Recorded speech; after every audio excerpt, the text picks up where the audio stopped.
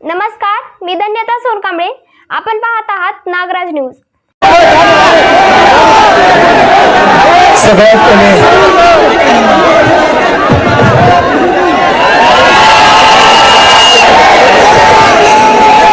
पहिले मला तुमच्या सगळ्यांना थँक्यू म्हणायचं आहे, कारण की जेव्हा मी अमेरिकेमधून फ्लाईटमध्ये बसलो होतो तेव्हा असं मला हे नक्कीच माहिती होतं की मला अटक करण्यात येणार आहे. पण मी असं ठरवलं होतं, मला जरी अटक झाली तरी चालेल. मला माहिती होतं, मला भरोसा होता की तुम्ही लोक ही मूव्हमेंट पुढे चालवणार आणि ही तुमचीच ताकद होती, ही तुमचीच शक्ती होती, ज्याच्यामुळं हे लोक मला अटक नाही करू शकले. मी जेव्हा अमेरिकेवरून निघालो, माझी आई तेव्हा खूप रडत होती. जितकं मी अमेरिकेला जाताना ती रडली नव्हती, तेवढं ती रडली जेव्हा मी आपल्या देशात वापस येत होतो. कोणत्या आईला असं वाटत नसेल की तिचं लेकरू घरी आलं पाहिजे, पण तरी ती म्हणली, घरी तू इंडियात वापस येऊ नको, हे लोक तुला अटक करतील, नाही तर तुझ्यासोबत काही बरं वाईट करतील. आणि हे सांगायचं कारण म्हणजे ही फक्त माझ्या एकट्याची सिच्युएशन नाहीये. असे सगळे आई वडील इथं बसलेले असतील आज, ज्यांना वाटतं की माझा मुलगा जर राजकारणावर बोलला, माझी मुलगी जर सरकारला प्रश्न विचारेल तर त्यांच्या सोबत काही बरं वाईट होईल किंवा केस टाकल्या जातील. तर ही सगळ्या आई वडिलांच्या मनात भीती आहे. तर मला फक्त त्या आई वडिलांना सांगायचं आहे, तुमच्या मुला मुलींना तुम्ही बोलवण्यापासून थांबू नका. जेलमध्ये जायचं असेल तर मी जाईल, पण तुम्ही तुमच्या मुला मुलींना बोलवण्यापासून थांबू नका. त्यांना बोलू द्या. जोपर्यंत ते बोलणार नाही तोपर्यंत ही सरकार अशीच आपल्याला ग्रँटेड घेत राहील. ते आपल्याला कुठंच होऊ द्यायचं नाहीये. आणि आता येतो मी कॉकरोचवर. त्याच्या आधी आपण एक नारा लावू, I am cockroach, I am cockroach, I am cockroach, I am cockroach, I am cockroach, I am cockroach, I am cockroach. मित्रांनो,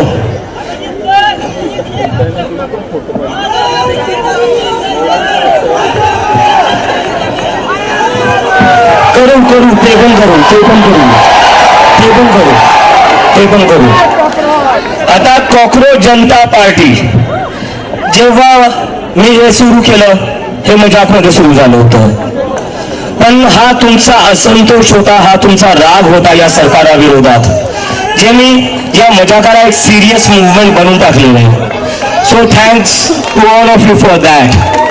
आणि मला जेव्हा हे सुरू झालं तेव्हा बरेचसे लोक मला इंटरव्ह्यू मध्ये विचारत होते, असतील 10 मिलियन, असतील 20 मिलियन, पण हे सगळं सोशल मीडियावर आहे, जमिनीवर कोणीही येणार नाही.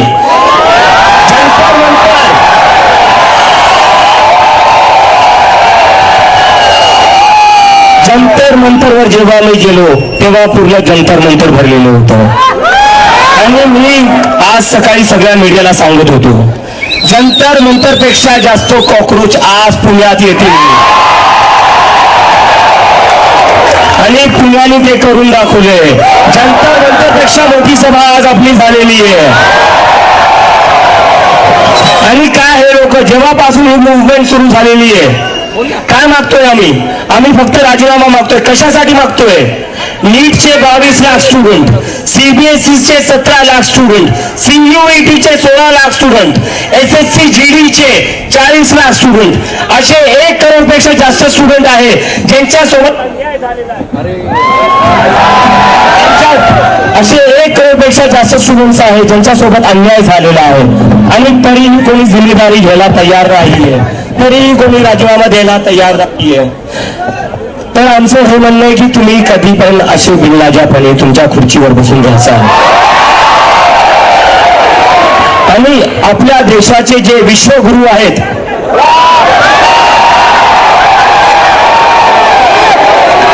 जे महामानव आहेत, त्यांना मला एक प्रश्न विचारायचा आहे. मला त्यांना एक प्रश्न विचारायचा आहे. तुमच्यासाठी हे 1 करोड स्टुडंट्स महत्वाचे का तुमचा एक इनकॉम्पिटेंट मिनिस्टर महत्वाचा आहे? तुम्हाला निवड करावं लागेल. जर तुम्ही त्यांना काढणार नाही तर उद्या तुमचं ट्रान्सफर करण्यात येईल. आता अजून सहन करणार नाहीत लोक. स्टुडंट्स आत्महत्या करतायत. मी तरी आज इथे उभा आहे, तुम्ही सगळे इथे बसलेले आहेत, पण त्या आई वडिलांचं काय ज्यांच्या लेकरांनी आत्महत्या केलेली आहे? तुम्हाला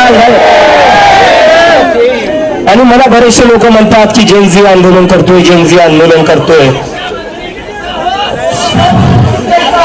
शिक्षा मंत्री कैसा हो, शिक्षा मंत्री कैसा हो, शिक्षा मंत्री कैसा हो.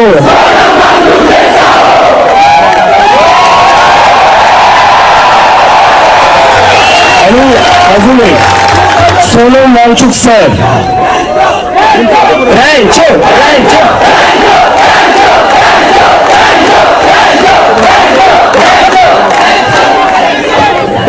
सोनम वांगचुक सर हे या देशातले सगळ्यात मोठे एज्युकेशनिस्ट आहेत.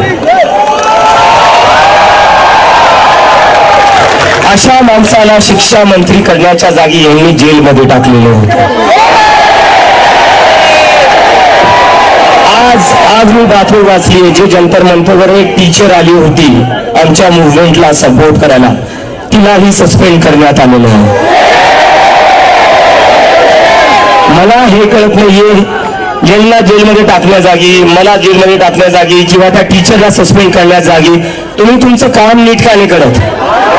तुम्ही पेपर नीट का नाही थांबवत? तुम्ही राजीनामे का नाही घेत? जर तुम्ही राजीनामे घेतले असते तर मला अमेरिकेवरनं इथे यायची गरज पडली नसती. जर तुम्ही धर्मेंद्र प्रधानचा राजीनामा घेतला असता तर इतक्या सगळ्या स्टुडंट्सला आज इथे रस्त्यावर बसावं नसतं लागलं. तर तुम्ही काय चालवलेलं या देशात हा तुम्हाला विचार करावा लागेल. आणि आता मी तुमच्या सगळ्यांना एक रिक्वेस्ट करतो.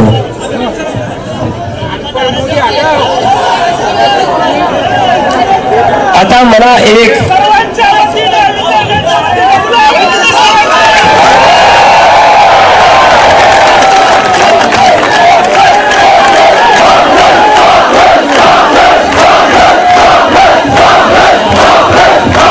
और ये लद्दाख के तरफ से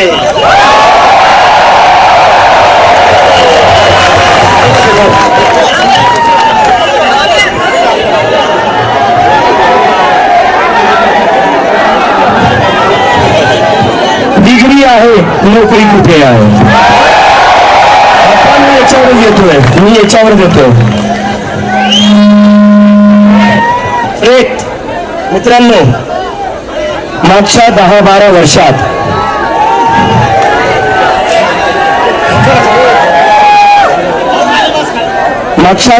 वर्षात आपल्या देशात जे राजकारण चालू आहे, जी पॉलिटिक्स चालू आहे, त्याच्यामुळे आपलं काय नुकसान होतंय हे आज आपल्याला समजतं.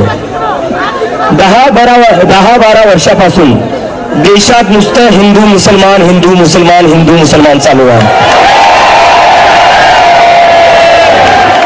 याच्याने हे करता काय? याच्याने हे आपल्याला कुठं ना कुठं मॅनिप्युलेट करताय. आपण ऍज अ सिटीजन विचार करणं बंद केलेलं आहे. आपण हिंदू किंवा मुसलमान आहे ज्या पर्स्पेक्टिव्हने आपण विचार करतोय, त्यांना पण हेच पाहिजे, त्यांना डिवाइड करायचं आहे. कारण की जेव्हा तुम्ही स्वतःचा हिंदू म्हणून विचार करसाल, स्वतःचा तुम्ही मुसलमान म्हणून विचार करसाल, तेव्हा तुम्ही फक्त धार्मिक विषयांचाच विचार करसाल.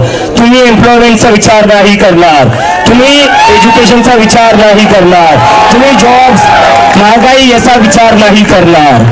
तर हे लोक 10 वर्षात त्या गोष्टीत सक्सेसफुल झालेले आहेत. पण आता तुम्ही सगळे लोक इथे जमलेले आहेत, ही आपल्या सगळ्यांची जिम्मेदारी आहे की या देशात याच्या पुढे हिंदू मुस्लिमची राजनीती नाही चालणार. हिंदू मुस्लिम की राजनीति नहीं चलेगी, नहीं चलेगी, नहीं चलेगी। हिंदू मुस्लिम की राजनीति, हिंदू मुस्लिम की राजनीति नहीं चलेगी, नहीं चलेगी। हिंदू मुस्लिम की राजनीति नहीं चलेगी, नहीं चलेगी। कुठे ना कुठे आपण विचार केला पाहिजे, ज्या हिंदू मुस्लिमच्या राजकारणाने आपल्याला दिलं काय? आज देशात 40 वर्षात सगळ्यात जास्त अनएम्प्लॉयमेंट आहे. कशामुळं? कशामुळं? कारण की नुसतं हिंदू मुस्लिम मध्ये अडकून ठेवलंय, फसवून ठेवलंय आपल्याला. काय चालू आहे आपल्या देशात? हिंदू मुस्लिम चालू आहे, त्याच्यात आपल्याला भेटते काय? रस्त्यावर खड्डे भेटतायत.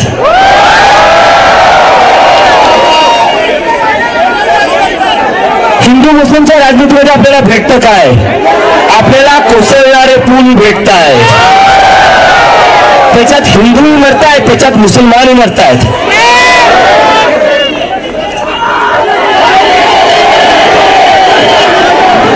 सगळं जग AI मध्ये पुढे चाललंय, सेमी कंडक्टर मध्ये पुढे चाललंय, क्लीन एनर्जी मध्ये पुढे चाललंय, आणि आपण काय करतोय?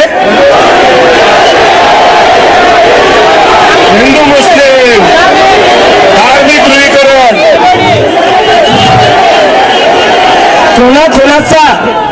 कोणाचा हिंदू मुस्लिमच्या पॉलिटिक्समुळे फायदा झालाय?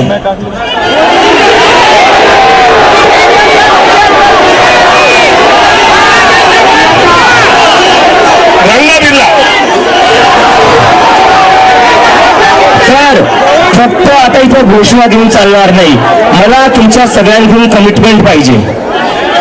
यानंतर कोणीही हिंदू मुस्लिमच्या पॉलिटिक्स मध्ये अजिबात एंगेज करणार नाही.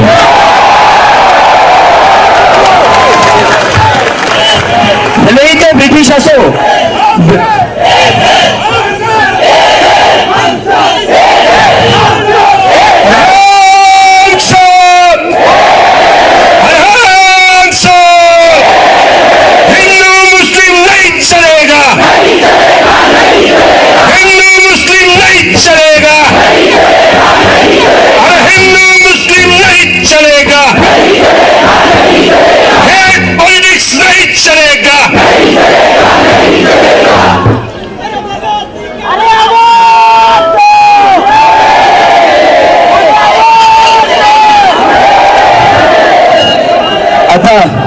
मी येतोय का?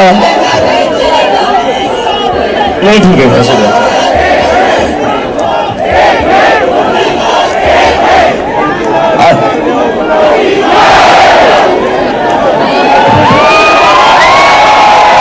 जंतर मंतरला आम्ही जेव्हा प्रदर्शन केले तेव्हा आम्ही सांगितलं होतं, धर्मेंद्र प्रधानजी रिक्वेस्ट करतो, विनंती करतो, राजीनामा द्या. जर तुम्ही राजीनामा नाही दिला तर पुण्यातले आज एवढे जिथं लोक बसलेले ते सगळे दिल्लीला 20 तारखेला येतील. कोण कोण दिल्लीला 20 तारखेला येईल? हात वरती करा. चलो दिल्ली, चलो दिल्ली, चलो दिल्ली, चलो दिल्ली. राजीनामा द्या. चलो दिल्ली, चलो दिल्ली. आणि या आंदोलनाची, देशव्यापी आंदोलनाची सुरुवात मी पुण्यातून केली आहे, कारण मी स्वतः पुण्यातून शिकलेलो. याच युनिव्हर्सिटीमधून मी क्रीडा चक्र मारलेल्या, क्रीडा मित्रांना भेटायला आलेलो. तर मला कोणी विचारलं असं काही पुणेच का? अरे म्हणलं पुणे माझं होम ग्राउंड आहे. मला म्हणत होते दिल्लीत जशी गर्दी झाली तशी पुण्यात होईल का? म्हणलं जर माझ्या होम ग्राउंडवर गर्दी नाही होणार तर कुठं होणार?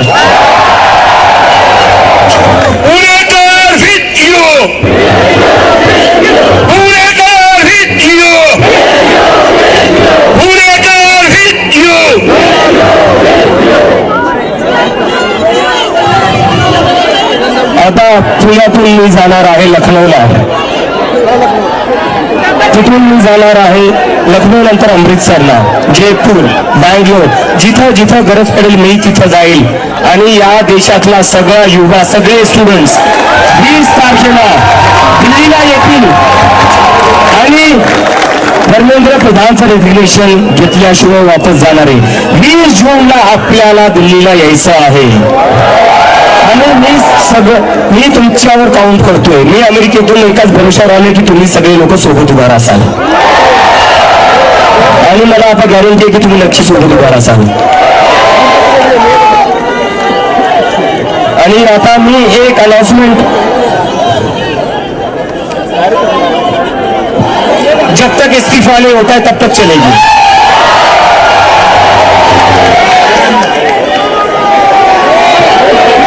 एक मिनिट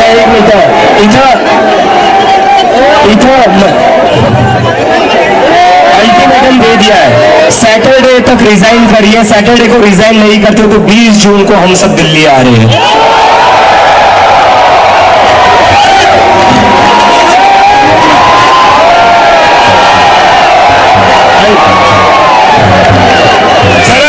लक्ष द्या महत्वाचं चाललंय.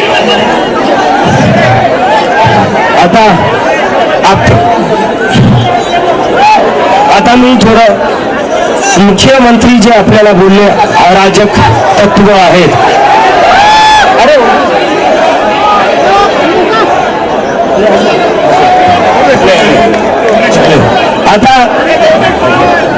आता आपल्याला मी जेव्हा जंतर मंतरवर निघालो एअरपोर्टवरल्या बाबासाहेब आंबेडकरांचं असंच एक पुस्तक घेऊन त्याच्यावर मुख्यमंत्री साहेब बोलले अराजक तत्व.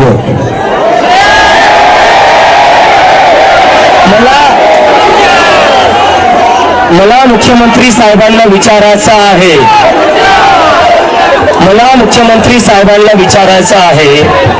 जे डॉक्टर बाबासाहेब आंबेडकरांना फॉलो करतात ते अराजक आहे का?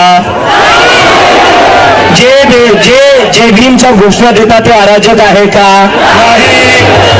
आणि त्यात मुख्यमंत्री साहेब हे पण बोलले की यांनी नुसतं संविधानाचं पुस्तक पकडले, यांना संविधान माहिती नाही. त्याच्यावर मला मुख्यमंत्री साहेबांना विचारायचं आहे, संविधानात कुठं लिहिलं होतं सकाळी 5 वाजता विदाऊट मेजॉरिटी तुम्ही शपथ घेऊ शकता?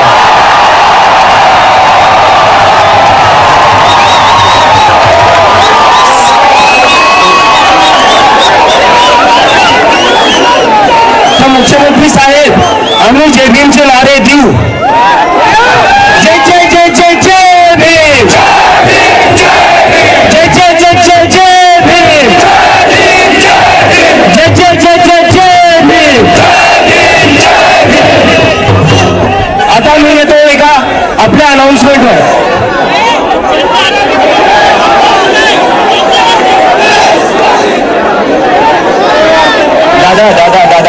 दादा प्लीज.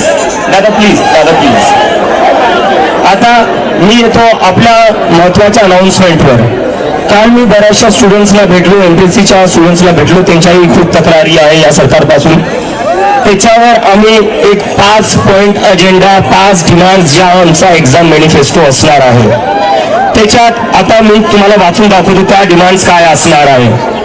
पेपर लीक जेव्हा होईल तेव्हा प्रत्येक स्टुडंटला 10,000 देण्यात यावे.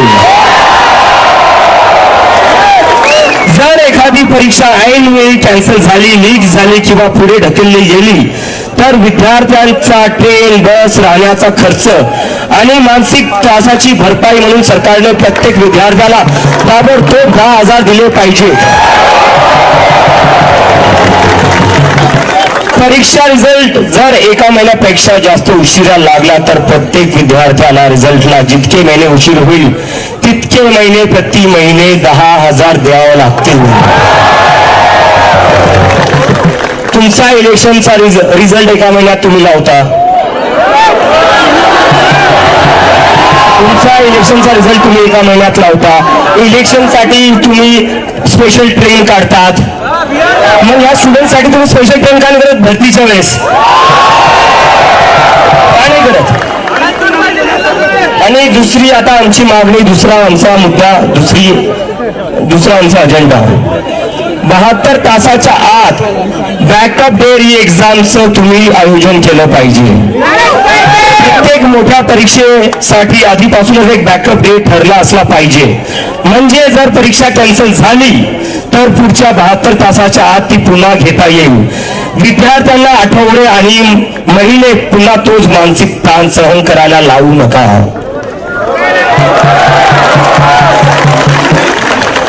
तिसरा आमचा मुद्दा हे जे OSM चालू आहे, ऑनलाईन चेकिंग. स्टुडंट्स आपल्या हाताने पेपर लिहित आहेत, चेक कसे होत आहेत, स्कॅन करून, फोटो काढून. कसं काय होणार आहे ते? तर जर पेपर स्टुडंट्स हाताने लिहित आहेत तर ते पण तुम्हाला फिजिकली चेक करावं लागतील. हे ऑनलाईन चेक करून चालणार नाही. याच्यामुळे जी धांदली झाली, जे CBSE मध्ये धांदली झाली ती थांबली पाहिजे. आणि आता अजून एक मुद्दा आमचा, लेट होणाऱ्या परीक्षांसाठी वय मर्यादेत सवलत. जर तुम्ही परीक्षा लेट घेताय, तुमच्या परीक्षांचे निकाल लवकर नाही लागत आहे, त्याच्यासाठी कोणत्याही स्टुडंटचा एज लिमिट म्हणून त्याच्या ऑपॉर्च्युनिटीज गेल्या नाही पाहिजे. हे तुमचं फेलियर आहे, स्टुडंटचं नाही. हे सरकारचं फेलियर आहे. सरकारच्या फेलियरमुळे कोणत्याही स्टुडंटचे अटेम्प्ट कमी झाले नाही पाहिजे. आणि दुसरी आता आमची शेवटची एक जी मागणी आहे, परीक्षेच्या 7 दिवसाआधी कम्प्युटर टेस्टचं ऑडिट झालं पाहिजे. कोणाला तुम्ही टेंडर देताय एका इंडिपेंडंट बॉडी ऑडिट केलं पाहिजे. हे नाही की मंत्र्या संत्र्यांच्या मित्रांना किंवा नातेवाईकांना तुम्ही टेंडर देऊन टाकसाल, हे चालणार नाही. तर ह्या आमच्या 5 मोठ्या डिमांड आहे. आणि आता माझा एक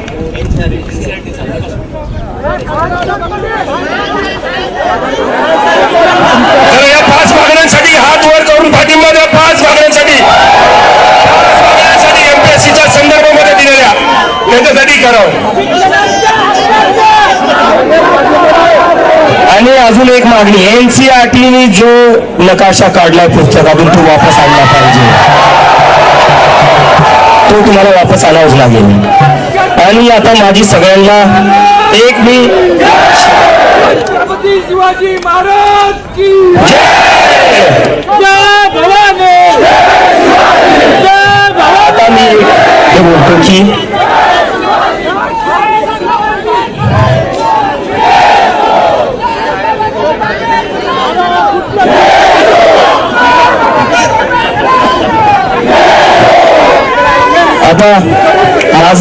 आता मी थोडं मला एका खूपच सिरियस इश्यूवर बोलायचं आहे. जेव्हापासून आमची कॉक्रोच जनता पार्टी सुरू झाली तर एक हे सुरू झालं, deep state funding, George Soros funding, Pakistan funding. ठीक आहे, मानून घेतो एखाद्या वेळेस जे तुम्ही खोटं बोलताय.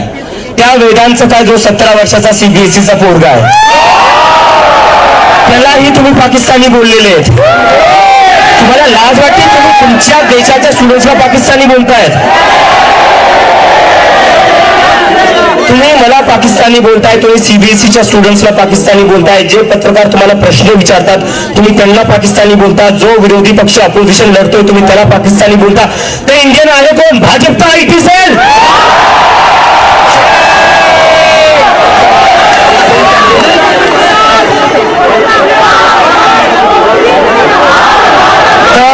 आता आम्ही सांगतो, हे हिंदू मुसलमान आणि पाकिस्तानचं चालणार नाही.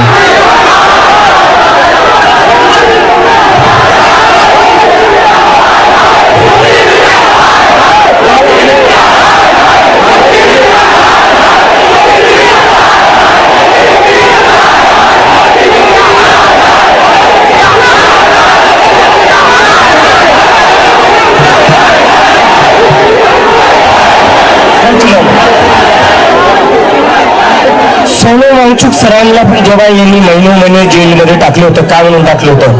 अँटी नॅशनल पाकिस्तानी म्हणून जेलमध्ये टाकलं होतं. मी एक म्हणतो मग ठीक आहे, मला जेलमध्ये टाका. इथे जेवढे मुलं मुली बसले सगळ्यांना जेलमध्ये टाका, पण धर्मेंद्र प्रधानचा राजीनामा द्या. आम्ही सगळे जेलमध्ये जायला तयार आहे, पण धर्मेंद्र प्रधानचा राजीनामा घ्या.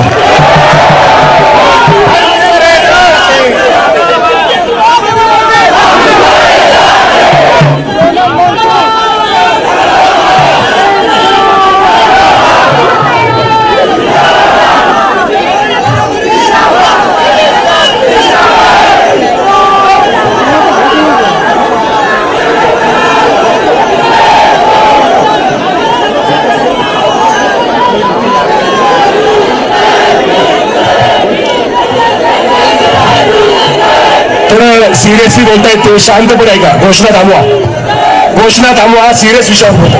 आता बऱ्याचशा लोकांना प्रश्न पडलाय नक्की कॉक्रोच आहे काय, कॉक्रोच आहे काय. कॉक्रोच हा एक मेसेज आहे की या देशातला युवा तुमच्या पॉलिटिक्सला थकला आहे, तुमच्या पॉलिटिक्सवर फ्रस्ट्रेट झालेला आहे. ज्या सिस्टमवर गिवअप केलेला हा कॉक्रोच आहे. आणि भरपूर लोक म्हणतात कॉक्रोच गटारीत असतात, कॉक्रोच इथं असतात तिथं असतात. मी म्हणतो कॉक्रोच तिथं असतात जिथं काही सडलेलं असतं. सिस्टम सडलेलं आहे, त्याला नीट करावं लागेल आणि त्याला कॉक्रोचेस आता नीट करणार. तर आपण ज्या गोष्टी ठरवल्या सगळ्यांनी 20 तारखेला जंतर मंतरला यायचंय. हात वरती करून परत एकदा सांगा कोण कोण येणार आहे. आणि परत एकदा सांगा, हिंदू मुस्लिम की राजनीति, हिंदू मुस्लिम की राजनीति, हिंदू मुस्लिम